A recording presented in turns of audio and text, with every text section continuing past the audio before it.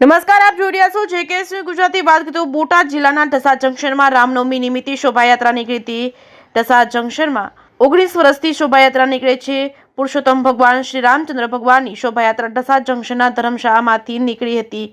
Main બજારમાં થઈ સ્વામિનારાયણ મંદિરે જઈ તે જ રૂટ પર પરત ફરી હતી અને શિવ મંદિર રામ મંદિરે વિસર્જન થઈ હતી। આ શોભાયાત્રામાં તાત્કાલિક હનુમાન મંદિર પાસે મુસ્લિમ સમાજ તરફથી છાસનું આયોજન, આગળ આરકે સ્ટાફ તરફથી જ્યુસનું આયોજન થયું હતું અને ઝૂલેલાલ સાહેબ પર પાસે સિંધી સમાજ તરફથી ઠંડા પાણીનું તેમજ શરબતનું વિતરણ કરવામાં આવ્યું હતું। સોની જયંતિલાલ નરસિંહદાસ તરફથી ચકલીના માળાનું વિતરણ તેમજ ઓમ જ્વેલર્સ તરફથી ચા પાણી તેમજ ઠંડાની વ્યવસ્થા કરવામાં આવી હતી। ગૌ સેવા મંડળ તરફથી પણ ઠંડા પીણા તેમજ શરબતના આયોજન કરવામાં આવ્યું હતું। હિંમતભાઈ કટારિયા તરફથી ઠંડા શરબતની વ્યવસ્થા કરી હતી તેમજ બસ સ્ટેશન ચોકમાં ઠંડા પાણીની અને શરબતનું આયોજન કરાયું હતું। મંદિર રોડ ઉપર ગોદડિયા જ્વેલર્સ તરફથી ગુલ્ફી તેમજ ચોકલેટનું વિતરણ કરવામાં આવ્યું હતું। આ આયોજનમાં નવદુર્ગા ગરબી મંડળના તમામ સભ્યો તેમજ ભાવિ ભક્તો હાજર રહ્યા હતા અને આ કંડોલિયા તરફથી પૂરતો બંદોબસ્ત ગોઠવવામાં આવ્યો હતો તેમજ પોલીસ સ્ટાફ, જીઆરડી તેમજ હોમગાર્ડના સ્ટાફ પણ હાજર રહ્યો હતો અને આ શોભાયાત્રામાં વિવિધ વેશભૂષા તેમજ રામ, લક્ષ્મણ તેમજ ભરત, હનુમાનજી તેમજ ભોળાનાથના અન્ય પાત્રો પણ ભજવવામાં આવ્યા હતા। બહેનો દ્વારા રાસ ગરબાનું આયોજન કરવામાં આવ્યું હતું।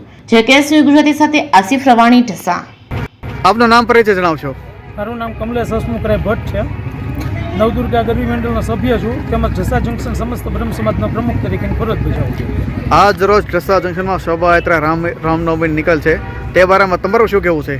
શોભાયાત્રા અમે વર્ષો પહેલાં ચાલુ કરેલી બાપા સીતારામ ગ્રુપ નવદુર્ગા ગરબી મંડળ અને ઢસા જંકશન ગ્રામ સમસ્ત આ શોભાયાત્રાનું આયોજન કરેલું હતું, જે આજે 28 થી 29 વર્ષથી અત્યારે એમનામાં અવિરત પ્રમાણે અમારો પ્રયાસ ચાલુ છે। અને 28 થી 29 વર્ષમાં તમે જે શરૂઆત કરી હતી અને હાલની અંદર ટૂંકમાં માણસોનો સહકાર કેવો મળે ઢસા જંકશન? જ્યારે 28 વર્ષ પહેલાં જ્યારે અમે ચાલુ કરેલી અને જે સહકાર મળેલો આજની તારીખમાં એ જ ઉલ્લાસ સાથે અમને આજની તારીખમાં ઢસા જંકશનની અંદર એટલો જ સહકાર મળે છે અને વધારામાં ઉલ્લાસ આપણે વધારો થયો છે એની અંદર। ત્યારે જે શોભાયાત્રી અને ગામ નાનું હતું એના પ્રમાણમાં અત્યારે અમને 10 ગણો અત્યારે અમને વધારો જોવા મળેલ છે। 10 ગણો ટૂંકમાં બધાને શોખ ટૂંકમાં જોવા મળ્યો છે, સહકાર મળેલો છે આની અંદર। આજ રોજ બોટાદ જિલ્લાના ઢસા જંકશનમાં રામનવમીની જે શોભાયાત્રા નીકળી હતી તે બારેમાં આપણને ભાઈ આપનું નામ પરિચય જણાવશો? અશોકસિંહ ગુમાનસિંહ ગોહિલ, ઢસા જંકશન નવદુર્ગા ગરબી મંડળ સભ્ય।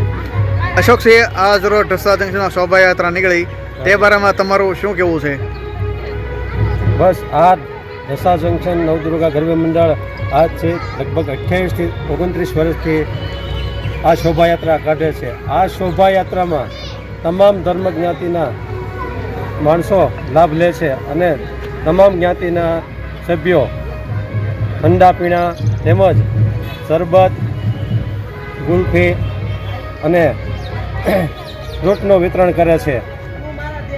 અને આ શોભાયાત્રા ટૂંકમાં ક્યાંથી નીકળે છે અને ક્યાં ટૂંકમાં સમાપ્તિ થાય છે શોભાયાત્રાની? જંકશન નવદુર્ગા ગરબી મંડળ ધર્મશાળામાંથી નીકળી મેઇન બજારમાં થઈ શ્રી સ્વામિનારાયણ મંદિરે જાય છે અને ત્યાંથી પરત તે જ રૂટ ઉપર થઈ બસ સ્ટેન્ડ ચોકમાં રાસ ગરબા લે અને ત્યાર પછી શિવશક્તિ રામજી મંદિરે તે વિસર્જન થાય છે।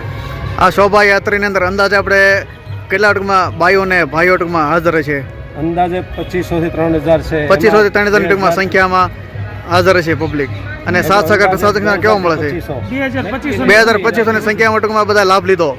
અને આ ઢસા જંકશનમાં જે રામનવમીનો જે પવિત્ર તહેવાર છે તે બારમાં સર્વ સમાજનો સાથ સહકાર છે કે નહીં? તમામે તમામ હિન્દુ, મુસ્લિમ તેમજ સિંધી સમાજનો પૂરેપૂરો, બ્રહ્મ સમાજનો પૂરેપૂરો તેમજ વેપારી એસોસિએશનનો પૂરેપૂરો સાથ અને સહકાર છે અને યથાશક્તિ તમામ જ્ઞાતિના ફાળો આપે છે। અને આ શોભાયાત્રા દરમિયાન ઢસા પોલીસનો કેવો બંદોબસ્ત હતો? પોલીસ સ્ટાફનો પૂરેપૂરો બંદોબસ્ત હતો, પૂરેપૂરો સહકાર પોલીસ સ્ટેશન અમને મળેલ છે આની અંદર। તેમાં હોમગાર્ડ, જીઆરડી જવાન, પીએસઆઈ, પીઆઈ તેમજ તમામ પોલીસ જવાનો સમસ્ત હાજર હતા એવું છે ને ટૂંકમાં? બધા ફૂલ હાજરીમાં હતા, ફૂલ બંદોબસ્ત હતું, ફૂલ બંદોબસ્ત સાથે।